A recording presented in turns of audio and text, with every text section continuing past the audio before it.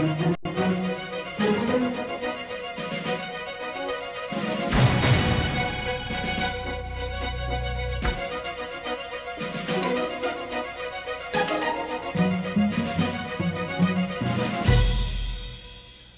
time and under budget. Boy, those are things that you probably would never hear about hardly any project. But guess what? Tonight's guest is going to show us how.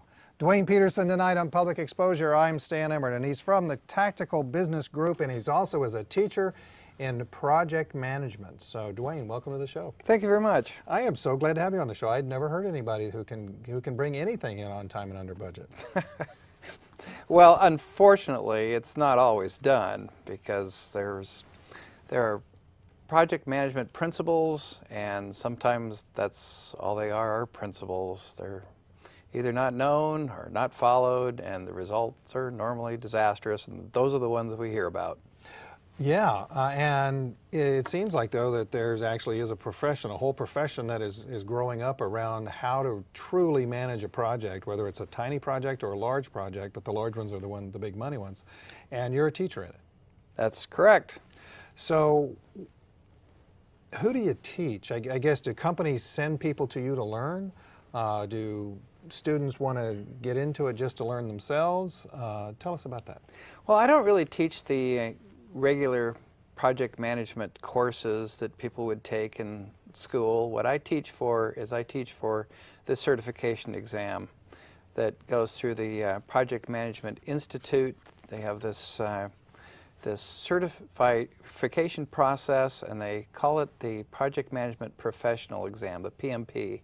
And I teach people, I mentor them so that they can pass that exam, because that means that they actually understand the principles that of how to run a project appropriately.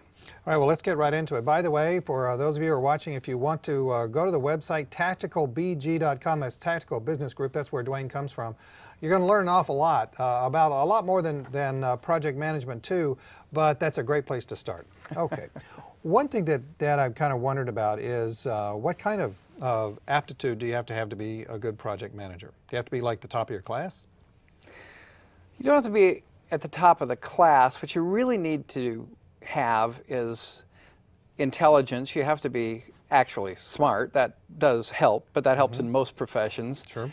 You also need to be motivated by details, and you have to be a really results-driven person.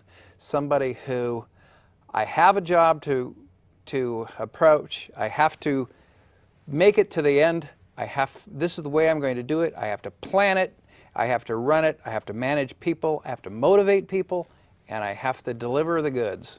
And you help provide tools to them, to project managers, to be able to actually be on time and under budget. That's true. I've been frustrated my entire career because we understand a lot about project management that has really been just theory, because it's too difficult to actually track what they call earned value and the cost performance index and scheduled performance indexes. Those are... Yeah, let's actually go to the graphic here. We've got an example of a cost performance and a scheduled performance index, but if you were to... You're saying that those things are basically useless. Well, they're not useless. The problem with them is that it's very difficult to come up with them, because if you've got hundreds of tasks done by hundreds of people and you're trying to keep track of how much time people have earned and then compare it to time they actually spent doing that, it's just too cumbersome. You'd have to have a whole ream of accountants just trying to keep track of it all.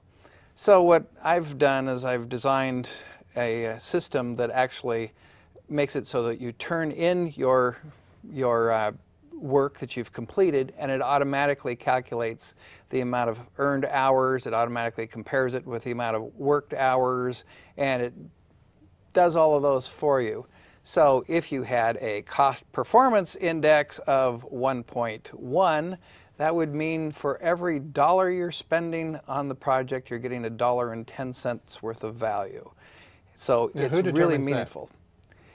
It's not who determines it, it's what determines it. When you estimate, You say that something is going to take 8 hours, and if you accomplish it in 7 hours, the actual cost would be the 7, but what you would have earned was the 8. So it helps you to identify where you are with the budget, because you've budgeted based off of the estimates. So it sounds like it's really important from a management standpoint.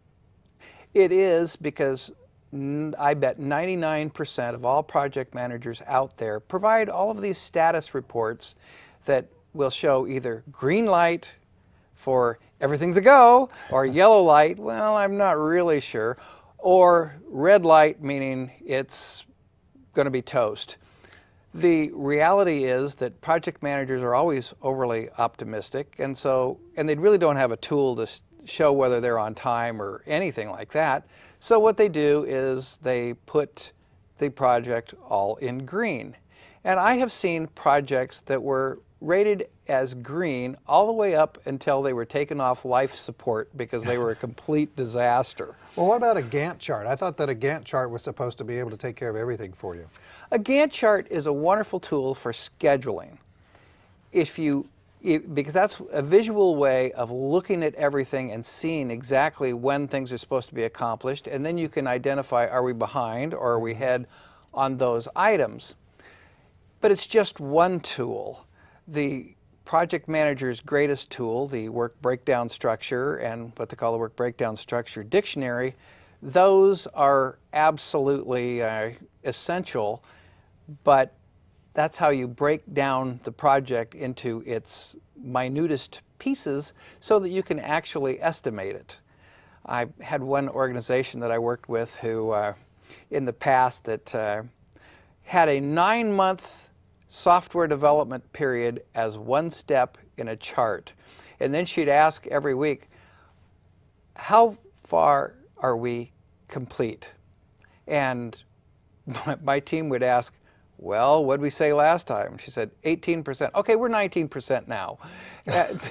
So it's just bad management form. It's bad project management because it's just too nebulous. You have to get to the details, have it so that it's totally planned out so that you can actually track to see what's complete and what isn't complete.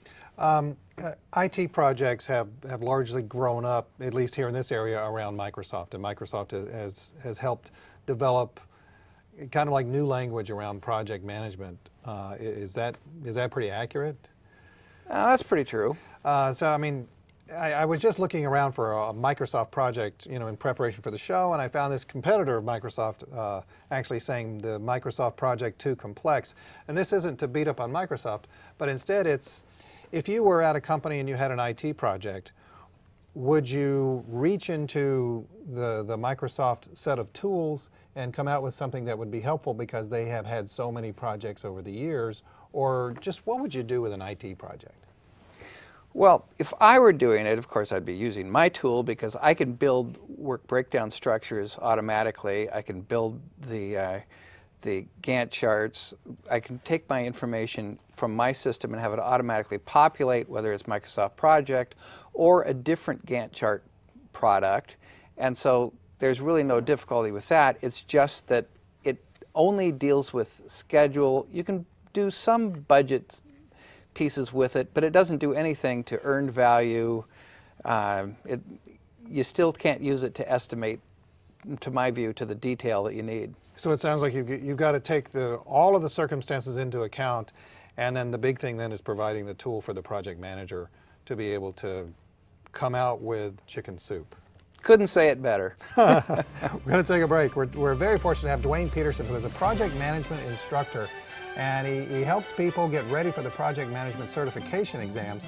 But the big thing is that what Duane does is Duane helps people become on budget and on time. And that is something that we here in the public would like so very much. If you want to learn more, go to the website